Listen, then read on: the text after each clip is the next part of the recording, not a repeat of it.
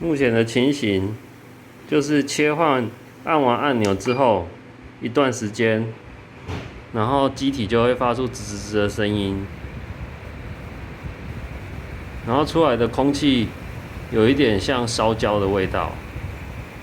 那这个目前都已经有清洗过了。对，我再按一次。刚按的时候没有声音，然后过几秒之后，它会开始发出吱吱的声音。